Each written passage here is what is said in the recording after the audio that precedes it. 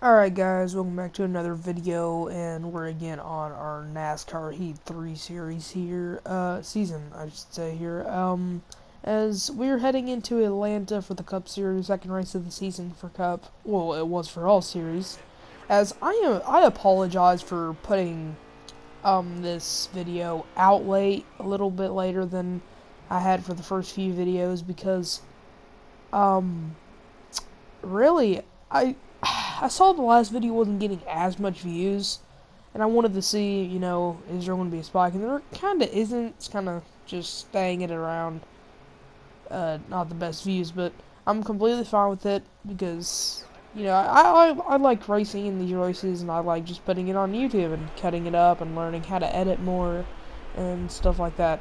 And I also hope you people watching enjoy as well. But we actually did session qualifying. That's why you saw like advanced or qualified or whatever. I tried that out for the Cup Series. It didn't really go well, as we couldn't really complete a lap, really, with the car being so loose. I tried out a different slider for quality, and it did not work out at all. And we actually started falling back here on the first lap, actually, here at Atlanta. I know in these early heat games, Atlanta was like one of the easier tracks in the game, so I made sure to put that in consideration entering this race. As we skip through here, where we actually go 3 wide on Martin Truex Jr. and Bubba Wallace, and we actually get up to our teammate here of Alex Bowman, who's not doing the best right now at the moment. And I try to go to the outside of him because I've seen from the Truck and Xfinity race that the outside actually works, as we end up passing. I believe that was Ross Chastain here on the outside. We were just making moves. We get up to Denny Hamlin, and our car was just fast. I felt like we had a top 10 car, really, especially when we got on a lot. The longer the more we got through the run, I felt like the car just got better and better, so you could say it was a long run car or whatever.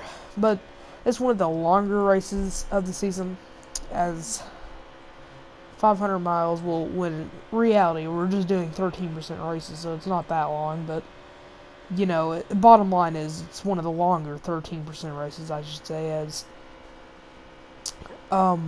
we're trying to get up to Austin Dillon and Eric Almirola here. We were gaining some ground big time, and I was impressed right now, especially considering how the Xfinity race and truck race went for us. Even though in both of those series we were on pace to get to like a top 10, but we ended up just selling our own bag there, you could say, throughout that race. But we get past Brad Keselowski, maybe. No, he's still on our inside. Almost made some contact here, which I'm very scared of making contact, especially considering how this game is with ping pong. As we actually had some guys coming into the pits here, and and as people were entering the pits, I was going to take my pit stop the next lap. The caution would actually wave for the first time here in Atlanta. I didn't really know who caused it, and I couldn't find anything in the replays of anything that really happened. So, yeah, there was nothing I could really document, you could say there, about how that wreck was caused. But we ended up having the pit, and it puts me back in the 11th position, which is not even that bad, or 10th position, I should say, as Chase Elliott and me go 3 wide here. As Chase, I could just tell already he had a faster car. Same thing with probably around Ryan Blaney there. As out of all people, Timmy Hill, he's in the top 10. Probably from the strategy of where that caution came out. But hey, impressive for him, especially considering I just remember every time I look at that 66 car, doesn't matter who drives it, I think Timmy Hill. It's Timmy Hill, man. But I don't know who was in the lead at that point. This is kind of where a track map would be useful, but it wasn't in this game, unfortunately. But it will be in Heat 4 if we ever do a series, like, continuing on to this series, you could say. As Joey Logano and Kyle Larson actually zoomed by me right here. And I felt bad, and I was still in around 10th and 11th, around there, but we actually got 3 wide on Paul Menard and Chase Elliott here. As we actually get in the grass a little bit, we save it, man, the grass, when you hit it in this game, it's pretty treacherous to say the least here. But we were fine. We saved and we'll end up getting back to Paul Menard and stuff like that. So we'll end up getting up to the back of Chase Elliott and Joey Logano, and we're going to be trying to make some moves here as we get to the back of Chase Elliott. But we kind of fall back here a little bit, and Joey Logano actually goes 3 wide because Kyle Larson checked up, but backs out of it. Getting the back of Larson a bit, but I want to gain a bunch of time in this corner right here because of the checkup, and it's kind of in a pack, you could say, right now, really. I'm drafting. And what ends up happening was I just kind of stall out. I felt like I had about a 10th place car, and that was really all. I felt like I could get up into the top 5, but really nothing ends up coming out until we get 3 wide on Paul Menard again, just again trying to gain some ground. But it proves not to be that useful here. But we do stay to the inside of him entering turns 3 and 4, and we will gain a good amount of time here and get to the back of Ryan Blaney in that 12 machine. We'll also actually end up getting to the back of Kyle Busch in that 18 car, and we'll end up getting to the inside of him. Then I noticed Ty Dillon was in this was in the 5th place position. I don't really know how this came about. I hadn't really seen him up to this point, so I was confused, but I went with it.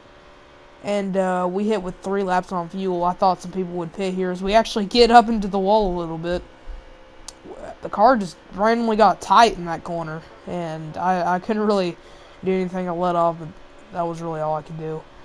As Ty Dillon, and that was Clint Boyer who was leading earlier. They both come into the pits, and probably some more people behind us making their pit stop. So it looks like this was just looks as of right now. It just looks like it's going to be green the rest of the way. Maybe some strategy with pit stops. As I plan to pit next lap here, and that's exactly what these 3 guys ahead of me planned.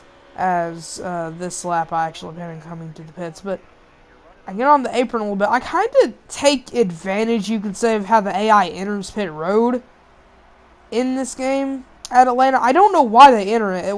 Was there like a rule in like 2018 that you could not like pit at Atlanta like how I did right there? Was there like a rule against that or something? Because tell me that in the comments below, and I'll apologize because I don't want to be like breaking the rules or something because I didn't know. Because I don't remember any rule like that. But I feel like this could be like a rule I kind of broke right here. I kind of merged onto the track a little bit earlier because I had a feeling that Clint Boyer would not get up to me as fast. But I ended up letting him go. I'm being smart because he had a way bigger run. And man, oh man, we're in 5th position. We're in a very good spot with 11 laps to go. You guys are probably wondering, who was in the lead? Paul Menard. I don't know how this happened. Paul Menard ends up getting in the lead here, and I couldn't really do anything. I actually started losing time to Clint Boyer, and at the moment I was kind of settling for 3rd place position for the day, but Eric Jones was slowly catching me. As actually we have some problems with the 31 car of Ryan Newman. Looks like his day will be over, and yeah, we just lose more and more time to Clint Boyer. We hit 4 laps to go. It looks like Clint Boyer was kind of catching Paul Menard. I don't really know, though. It was close. But Eric Jones actually gets to the back of me here. I said, oh, man. I just wanted to settle for a 3rd place finish, and I wouldn't have to battle it out for a 5th at best. So, at the very least. So, I kind of just let Eric Jones go by because he obviously had the faster car. You could easily see there. He probably had fresher tires or something like that. But I think I did take 4. I forgot though. But anyways, heading to 2 laps to go for Paul Menard, and man, this is going to be one of the most shocking wins of the season probably. when it all comes down to it, I did not know Paul Menard was up here. Basically, I mean, I knew it obviously. He was. Me and him were kind of battling for 10th, but he just randomly appeared in the lead as we come out of turns 3 and 4 for the second and last time, and we hit 1 lap to go for Paul Menard. It's over basically. I mean, Clint Boyer has lost a big gap to him, and the caution comes out. I, at this point, was just confused. I don't know why they called the caution. There was 1 lap to go. I was confused, to be honest, to be quite honest with you. Unless it was there I think the overtime line was still a thing. I don't know though. Can someone tell me in the comments if a caution could come out with 1 lap to go in 2018? Because I kind of forgot. Like, I always remember last lap cautions or whatever, but usually they end the race if they pass, like, the overtime line. I don't know, that was a while ago, so I kind of forgot about that rule. But I felt so bad for Paul Menard. So I just said to myself, I know I'm going to lose a bunch of time because a lot of these guys behind me have fresher tires by a mile. So I'm going to just do whatever I can to help Paul Menard. I could have went 3 wide here, but I just getting back Menard. But I actually get to the inside of him here. I tried to push him, but I felt like I had too big of a run. So we'll actually take the lead, and we're battling for the win here at Atlanta, but Paul Menard just gets a huge run out of the corner. And I got a little scared by that. I'm like, he just has me that easily. So I'm a little scared of the other, like, 37, 38 cars behind me that obviously have a faster car. Well, that in that case, about 9 cars. But we hit 1 lap to go. Paul Menard is leading here at Atlanta. Joey Logano second. I am third. I get very tight. I actually let AJ pass me. Then Larson. I kind of block Eric Jones, but I didn't really mean to block Eric Jones. Just to kind of had to check up a bit. Car got very tight here. But final corner for Paul Menard here. We actually into the wall here. We fall back. It's going to be a photo finish for P5.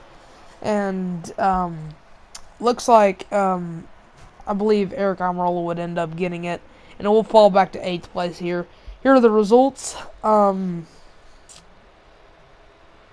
Ryan Newman, tough break for him. D-Day Kennington, and guys like Ty Dillon who finished 1 lap, a few laps down. Even Ryan Newman DNF'd.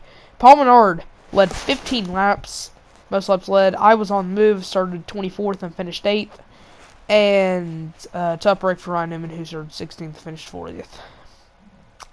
Well, guys, that'll be just about it for today's video. Sorry for being a little bit late on it.